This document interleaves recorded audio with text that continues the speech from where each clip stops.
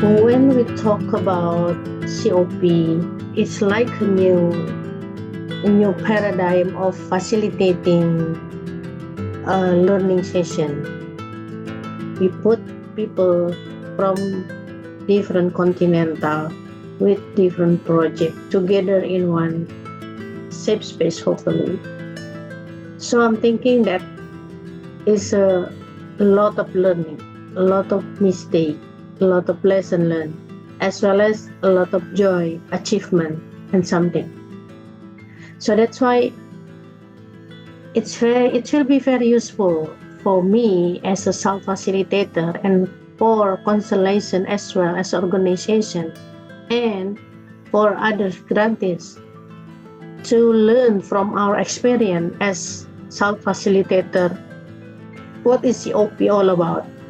COP means community of practice.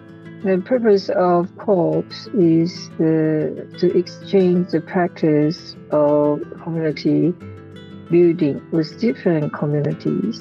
It aims to listen to everyone's voices and highlight the feeling, reflection, and improvement of every meeting.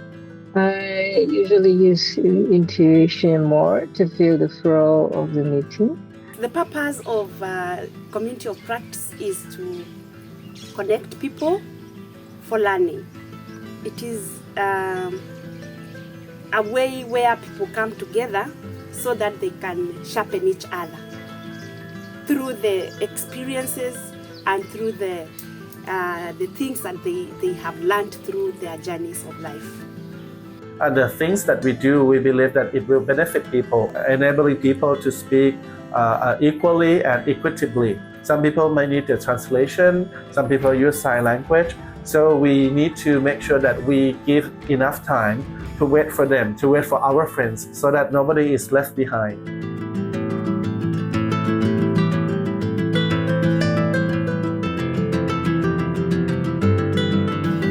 The strength of community of practices is the originality. It comes from the organizations, the right holders, the grantees themselves. It is not something that has been imposed. So everyone is able to trace from the original, from the beginning, and how we have grown the communities of practice up to where we are. I don't come into that space with my knowledge. I come into that space to learn.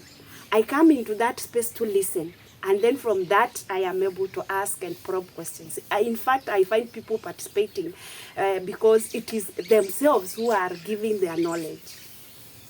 I sit and listen, and it is from what I hear people sharing that now I stimulate participation, because I come to understand the background of this either organization or person.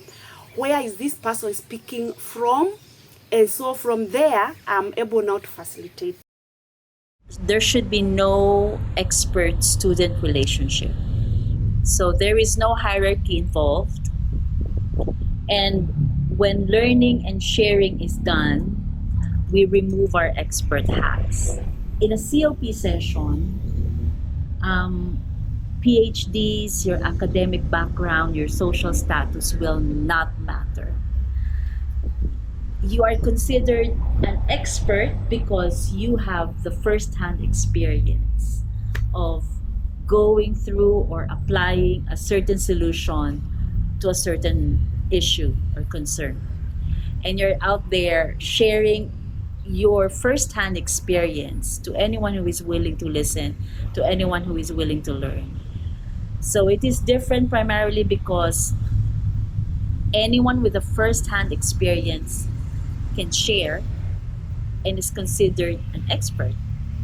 And anyone who is willing to learn, regardless of academic background, social status, etc., can be considered a learner. I think it's always good to keep asking questions and create space to a conversation where experience is shared and our reflection of the experience is ultimately learning that can be unboxing. Something went wrong when I talk too much. Yeah, when there is a silence because people trying to understand the situation, and suddenly I jump in, or we jump in, facilitator, to give some insight. You know what happened? They're still trying to digest what the first question is. Il faut savoir écouter, susciter le dialogue entre les grands-petits, parler moins que les acteurs grands-petits. Il faut valoriser ce qui est fait et ce qui est dit, ne pas couper la parole à un intervenant, aller les laisser aller jusqu'au bout de ses idées et demander aux autres ce qu'ils ont appris de l'expérience. The reason why I'm still on board is because I'm learning. I have some takeaways each time, which I apply in my own context. Facilitators, although we have that important role to stimulate discussion, we also have that important role to learn and also to have that connection with the grantees. I've got to learn from others of what they do. We come up with a common goal. There is a lot of approaches that they do that I've really learned from. Like I said, there's a SALT approach that I really learned from, and I felt like I really need to take it back home because there's a lot of support and then learn and then transfer. So it does not stop at having the information, but you still have to transfer it out there. SALT way of thinking is the principle of empowering people, and we do believe in their strengths. That's the tip. Please apply the SALT way of thinking. La COP nous a permis de définir des rêves. Elle nous a permis vraiment d'exécuter et d'évaluer ces rêves-là. Nous bénéficions d'un coaching de haut niveau avec la constellation. Ça nous a permis vraiment d'opérer de véritables changements, non seulement sur le plan organisationnel, mais d'aller aussi au sein des communautés. Et puis le coaching de la constellation nous a permis vraiment d'atteindre les objectifs de notre rêve que nous avons construit ensemble. COP strength is provide platform for informal conversation. That's the focus. Well, in the COP meeting, of course, we encourage the human interactions so that people can share and learn from one another. So the way that we stimulate participants to share and learn is that we document the things that we have learned. It's not like making it like an official document, not that, but we just need to document things so that we can revise it and review it and then they read it back. And also it's good for the participants that who may have missed the session so that they don't feel like they are left out. So, you know, the beauty of this kind of work of the civil society or the community is that we learn from our experiences, you know, both the mistakes and also the good practices.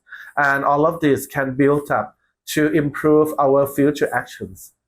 So the idea is COP is a place where people share and learn from the experience.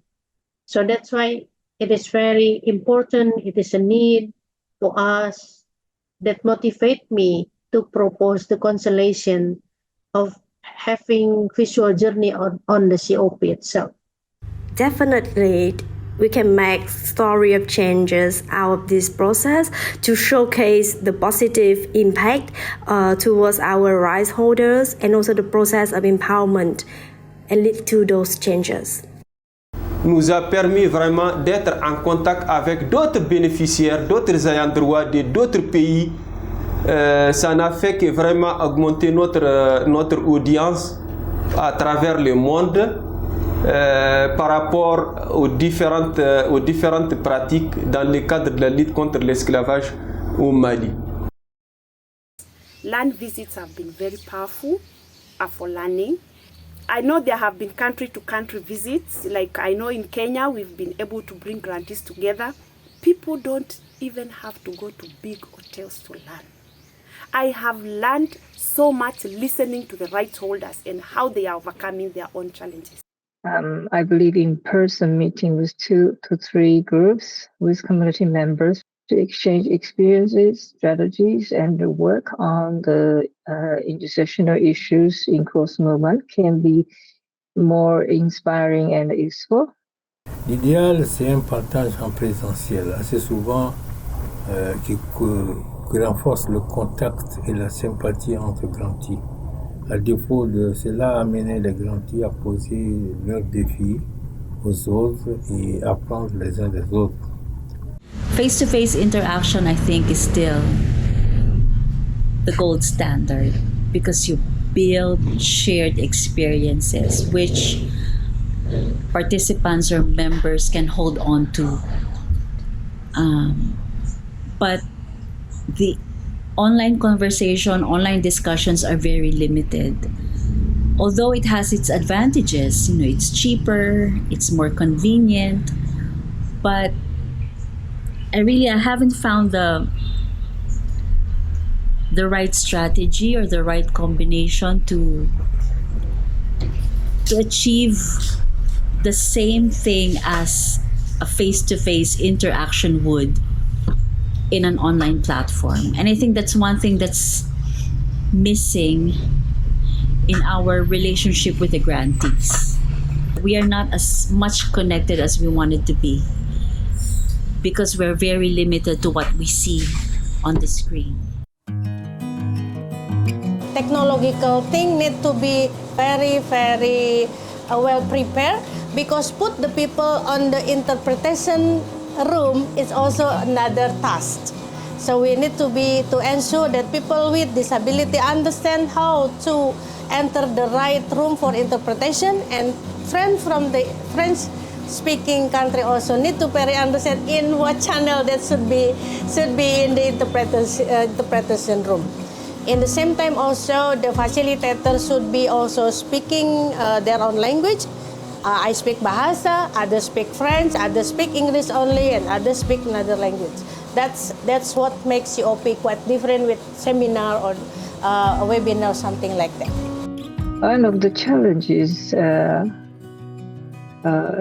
there are too many English accents at the same time for me.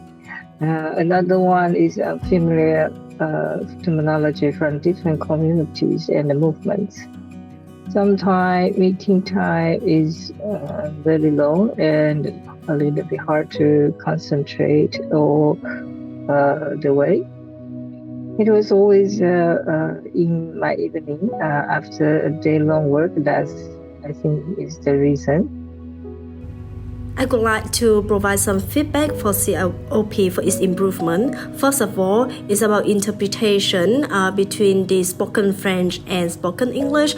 Normally, we have delayment in that due to the technical issues. Secondly, there's also no spotlighting when the speaker is speaking. So for me, it's hard to navigate between those who are speaking on the screen. So my advice is that we should have a technical preparation section before the actual event to ensure a smooth event afterwards. And if you speak faster or very fast, it's very difficult for people with another context to understand you. So if you try to speak a little bit slower, then the interpreter that is doing simultaneous interpretation can catch all the content and then translate it to another language more effectively. And also in the meeting, we just announce it in the forum online.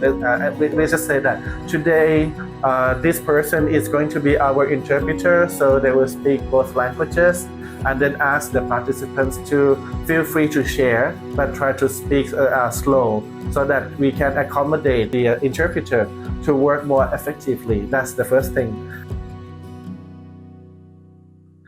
The beauty of the COP meeting is that we get to enable people from different continents, even from different continents, different contexts, different countries to come to meet online. So after we do the ice breaking in order to enable people to feel more comfortable, to share, to speak, or to learn from one another, then we ask people to share their own success story online. Some people might just verbally telling the story, or some people may have a few pictures or sometimes a slides, maybe or two, to tell the story. But for this kind of the stories, as a facilitator, our job is to help extract the key learning points that they are come up with. Not only our job ourselves, but we usually encourage the participants to think about what they have learned as key learning points that they can use or apply in their own work. And those are the discussions that we do during the online meeting.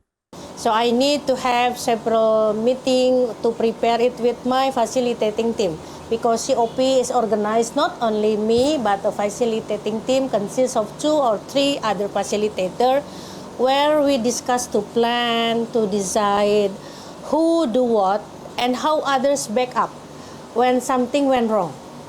There is always a mistake, there's always a challenge, and we facilitators should ready to jump in one another to support one another. Since my facilitating COP is quite diverse in nature, where we have a mute participant from Asia, we have French-speaking friend from West Africa, we also have Indonesian speaking from Indonesia, we are from different continental. It means that we have to be very precisely arrange time management. I really like the COP meetings because of their inclusivity and diversity perspective, which actually foster a different culture and continuous learning amongst each other, because as we get to learn from one another, there is a lot of knowledge addition amongst ourselves. They really offer different values, and this goes beyond traditional networking, and it has an element of innovation and creativity within itself, because it really explores different approaches that exposes to the different grantees. The extra value that CP is provided is the exchange between different communities, such as deaf community, people with disabilities community, LGBTIQ+ community. We link and learn with each other. The thing that was done in another part of the world may not be yet recognized in the other side of the world as well. So in this our COP meeting, people from different continents get to share their own experiences after they evaluate themselves. For me, it's simply like a space for a conversation, hopefully informal conversation, that we as facilitator, I am as facilitator, play important role, how to make it a safe space where safeguarding policy and practice in place. So we live in different contexts. We have different language, we have different culture, we have different accent in the same time. What I'm thinking is try to be patient, persistent, and diligent with the processes, because there is no tipping point, there is no quick fix as a tip to facilitate the COP, because it is conversation among culture, conversation among habit, conversation among different project nature.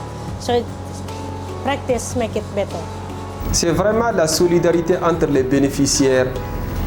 Les uns et les autres travaillent en harmonie, comme s'il était une seule famille, comme s'il était d'un seul pays, comme s'il était une lutte pour les mêmes causes. Donc vraiment ça, nous l'apprécions, je l'apprécie beaucoup. Ensuite, j'apprécie aussi la découverte des expériences. Découvrir ce que l'autre fait, même s'il est dans un autre continent. I don't think that there is such a thing as forever, but I believe that there is a thing that we can sustain through time, but it takes effort. The thing that we need to consider is that whether we build the enough capacity for the people in the project or the program so that they can carry on the project after the project completion. The second thing is that where we enable them to have access to further resources. I'm not talking about only the money or the budget, but talking about maintaining or building human capacity And also looking for the local resources. It could be the place, the venue, the environment, or the mentality of the society. All of these needs to be discussed during the course of the project as well. So yes, I believe that the project could be sustained after the project completion. And there are conditions that they need to work on. But this is what we do under this project as well. One strength of the COP is it has the full support of voice. If not for the voice, I don't think the grantees will come together. I may be wrong. But because the voice is there and is constantly encouraging, we see the grantees coming together. It is important that we understand that in COP, there is no funding involved. And if that is the basis of coming together, the COP will collapse. So what can sustain it after the voice project is over, I think, is the relationship among the members. There should be a good relationship built among members of COP so that even after the voice project has ended, they can still connect to each other, build a network for learning and sharing. I think most of the linking and learning facilitator agree that success story when participants start to borrow or to apply a concept of or principle they have shared and transferred during the COP session. The proudest thing is when participants ask for advice for others, experience of what can they do. The story of change level 1, that's what I've seen. When participants ask me, what should I do? And then the story of change level 2 is that when the grantees able to reflect the implementation of the advice from other organizations to their work. But I believe COPs is a seeding action for building close movement on intersectional issues. So I feel that COPs are really important and they really need to be used further so that we can have a better future and involvement of the rights holders. So I could really recommend COPs to someone else because it captures the say that says leaving no one behind. C'est vraiment un renforcement des capacités.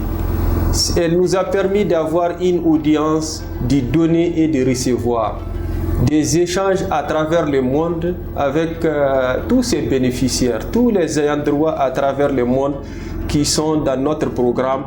On échange d'expériences, on s'inspire d'autres expériences et puis c'est de donner et de recevoir. Donc c'est pourquoi la COP vraiment est très importante pour nous.